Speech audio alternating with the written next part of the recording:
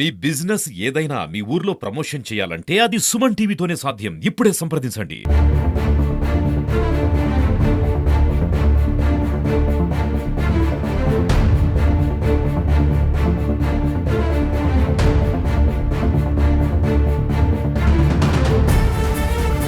పామిడి మండలంలో మరో విషాదం చోటు చేసుకుంది. నిన్నటి రాత్రి జీకోటాల గ్రామానికి చెందిన సతీష్ అనుమానాస్పద రీతిలో మృతి చెందిన సంఘటన పామిడి మండలంలో చోటు చేసుకుంది. దీనిపై పోలీసులు దర్యాప్తు చేపట్టారు.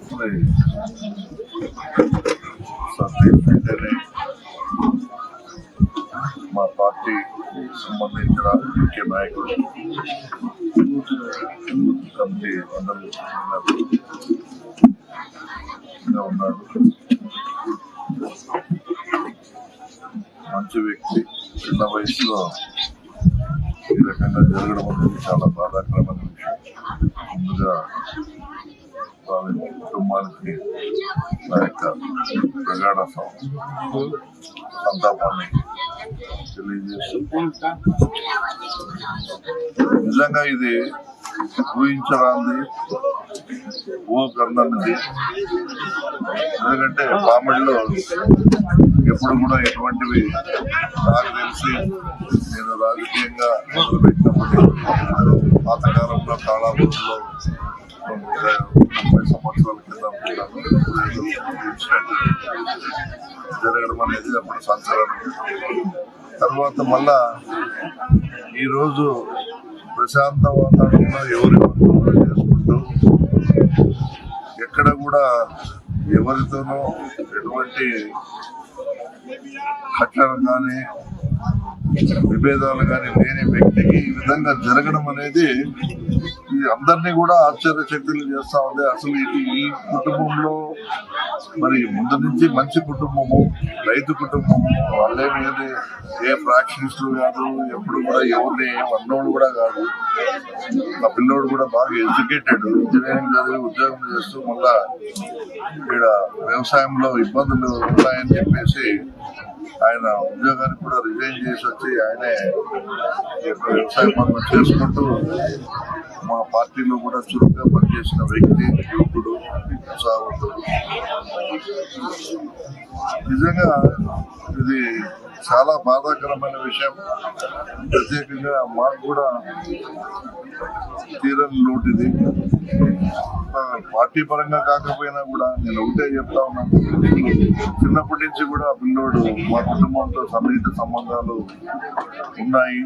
చాలా సార్లు మరి పిల్లోడు కూడా మన దగ్గరకు వచ్చి పార్టీ విషయాలు తెలియని, పర్సనల్ విషయాలు తెలియని, చాలా రకాలుగా మాతో కలిసిమెలిసి తిరిగిన పిల్లోడు. నిజంగా మరి ఏ రకంగా జరిగిందనేది మేము ఎంత పట్టడం లేదు.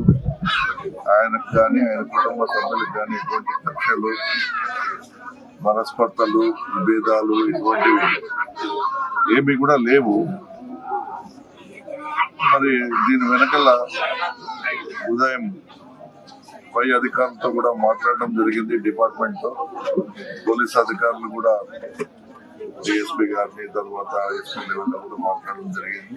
వాళ్ళు కూడా ప్రత్యేక శ్రద్ధ తీసుకుని మరి క్రూస్ టీమ్ కూడా రాత్రి డాగ్ స్క్వాడ్ ను మరి స్పెషల్ పోలీస్ ను పంపించి దీనిపైన ఎంక్వైరీ కూడా చేస్తా ఉన్నారు. త్వరలోనే నిజాలు కూడా బయటకు వస్తాయి. అంతవరకు మనం కూడా దానిపైన ఇది ఈ విధంగా జరిగింటుందని మనం చెప్పడం కూడా సబబు కాదు. అది ఎందుకంటే ప్రశాంత వాతావరణంలో పార్టీ లీడర్ పెద్ద ఇబ్బంది ఏం లేదు, ఎవరి పని వాళ్ళు చేసుకుని పోతా ఉంటారు.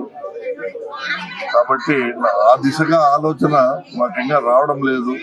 ఎందుకంటే ఆ పిల్లోడు అందరితో కలిసి మెలిసి తిరిగేవాడు.